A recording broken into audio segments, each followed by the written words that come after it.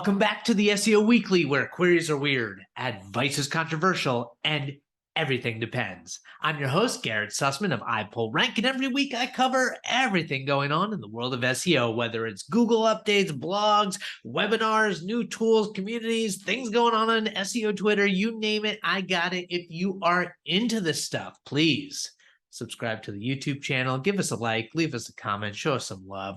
We appreciate you. Turn on the notifications, all of that jazz. This week, another day, another update. We've got the product reviews update was rolled out. We'll dive into that. Click-through rate, is it a ranking factor? It's been a long time debate, and Google has denied it over and over and over again, but great article that dives into the details and programmatic SEO. Should you still use it? What are the ways to use it? We've got some insights. I can't wait to dive in. Let's get started. So yes, another week, another update. We've got the product reviews update, iteration 5 at this point. Honestly, not surprised. The thing that is surprising is they call out that they actually did roll it out with the September 2022 core update not completely finishing.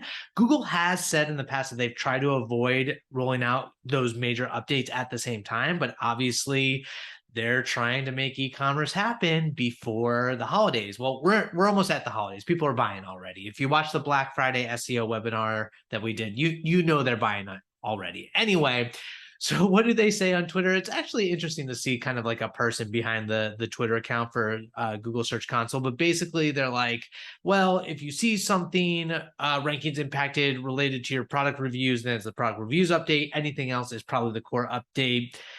Not super helpful, but there you have it, and that's how you have to roll if you are in e-commerce. On the 14th of September, they actually did update the how to write high-quality product reviews.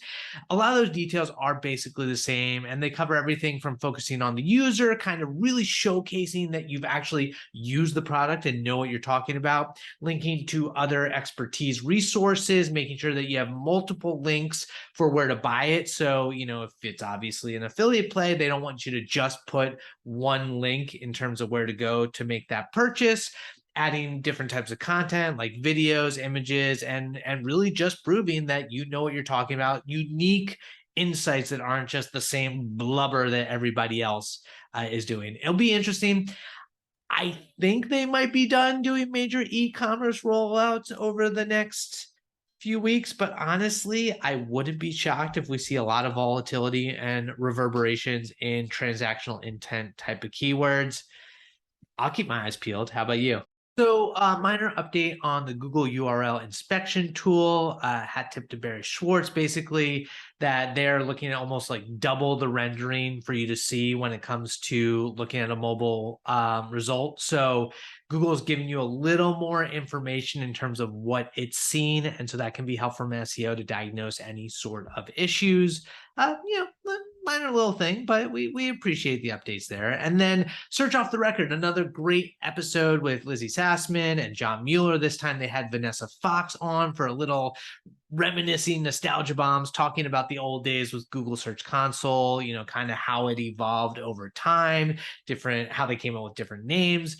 If you're interested just in the evolution from an ex-Google employee, Vanessa does a great job, tells some funny stories, talks about Matt Cutts, all that sort of thing. So check out that episode. The podcast is so good. They're so entertaining. So in SEO Twitter, Noah Lerner had a really fun little Twitter question throughout to the community, which was like, at what volume of pages on a site does crawl budget become an issue? Like 1,000, 10,000, a million, 10 million, a billion?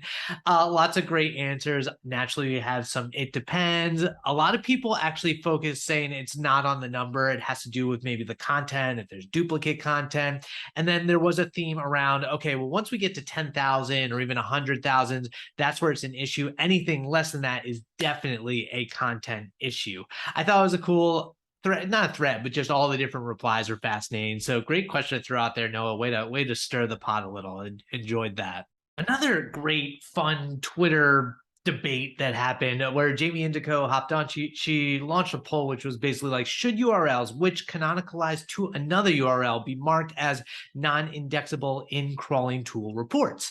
So what's interesting here is it's kind of a semantic issue where a lot of people are like, well, if it's indexable, then it should be marked as indexable because a user might declare it as not as the canonical or pointing to another canonical. The issue there is some people want to know, well, okay, have I marked it as non-canonical, which seems to be a different issue. Is like they almost want to know in these tools that it's marked as non-canonical and then also know if it's indexed regardless of that. So it's an interesting debate, lots of different opinions. The fascinating thing about it is the fact that the poll is actually down the middle, 40%, 41% yes, 41% no, and then 17% are like, look at my comments. Great pot stirring question as well, Jamie. Well done. So there were a lot of pot stirrers this week in the world of SEO. Chris Silversmith put up a poll on Twitter, and he's all like, what would you say is the most controversial ranking factor? And you had like content length and keyword density and CTR and meta keywords. And CTR was the winner in his poll by a little bit. But dude, Search Engine Land had him publish, or he published on Search Engine Land, a deep dive article all about CTR as a ranking factor. And it is fascinating. So he went all through the history of what Google and representatives of Google have said when it comes to it. They've denied it over and over and over that they use CTR as a ranking factor, although we know that they do track clicks of links, obviously for ad purposes, and that they've used it in personalized search in some capacity. And they've indicated here and there over the years that it potentially influences rankings. I love the way that Chris kind of got all the receipts. He brought it all, and ultimately he says it's likely that it does influence local search, recency, and trending topics, and personalized search, as I mentioned. For me, and here's my conspiracy theory. I don't actually believe this, but it's fun to speculate totally irresponsibly. But you almost wonder if on search results that have ads, if Google was able to provide organic results that didn't have a higher click-through rate so that people are more likely to click the ads, that's not the case. But oh man, this article it's a long read, but it is so fascinating. Fantastic job, Chris. So the helpful content update still exists, although a lot of SEOs have struggled to prove that it's actually had any sort of volatile impact as potentially indicated, and we've covered in past episodes of the SEO Weekly. Kevin Indig did a mini case study where he looked at an example of AI content that was punished by the update, and it was interesting. So he found this website through the clutter, had an aggressive increase in visibility, it plateaued, and then right when the content update was rolled out, sharp decline. And so what was interesting that Kevin did is he actually took content from the site, like a sample of it, and looked at output to kind of identify using a tool to identify whether or not the content was AI generated compared to Wikipedia, for instance. And he came to the conclusion that it was. He's going to continue to do these case studies for other domains over the next few weeks, but this is pretty much a clear-cut example. One thing that he said in his conclusion is that, any site that's using editorialized AI content, where they take the AI content, they're not putting out the raw results, but they're actually going in and improving and making sure that it is unique, isn't really getting hit. It's the bottom of the barrel content that really is just crappy AI generated content. So that's the important distinguishing feature here. It's not, you're not going to get completely crushed by using AI content. You just actually have to put in the time to improve it, modify it, and make it quality. Good article, good case study by Kevin. Okay, so another example of how SEOs are really trying to find commonalities with the helpful content update and struggling. Dr. Pete of Moz went deep. He went into Mozcast. He looked at a whole bunch of different results. He looked at examples from whitehouse.gov and Conch House. You found examples that were just misleading, or where there were weird coincidences, but nothing that was definitively helpful content update penalties or hits, if you will. I appreciate that Dr. Pete actually shared the results and the struggles that he went through, because no results is a result. But another example of couldn't pick out, whether it's a needle in the haystack or something more pervasive. The helpful content update is very subtle at this point. It's very subtle. So just because the helpful content update is targeting a lot of automated content, it doesn't necessarily mean that you can't use programmatic SEO to generate a ton of content at scale quickly and see massive growth. In fact, our own Andrew McDermott wrote an article for the iPullRank blog all about 5 ways that you can use programmatic SEO to generate that growth.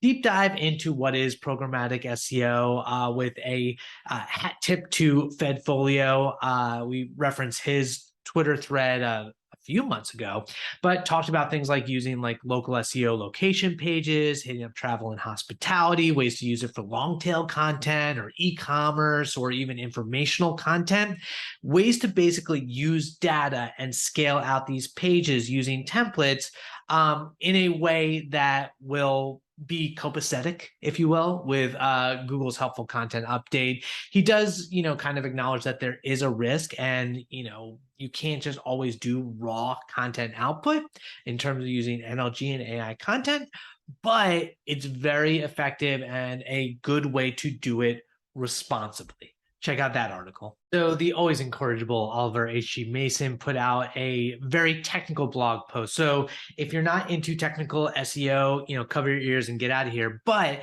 he talks about this concept of render gauntlet, request blocking, which is really interesting, kind of what happens when Google doesn't actually render all the resources on your page and potentially misses some major core content that's, injected via JavaScript, for instance. So what Oliver does is he goes through the Google Chrome developer tools and shows you how you can do request blocking to show where these issues might come up, what to pay attention to, like overall, like at a full, page level or for individual resources. Is a great Nike example. And he kind of covers this whole idea of like this render budget, that if you're expecting Google to potentially render the entire page, that if they miss a chunk here or there that's core content, that could render the page pretty much useless. One solution that he recommends is putting some of the important resources in the actual HTML, like old school style, but he goes into a lot of the details. It's just really fascinating if you're into it from a technical SEO standpoint. Check out that article if you want to see the details, and hopefully I didn't butcher any of it, because some of it does go over my head, but another really interesting piece by Mr. Mason.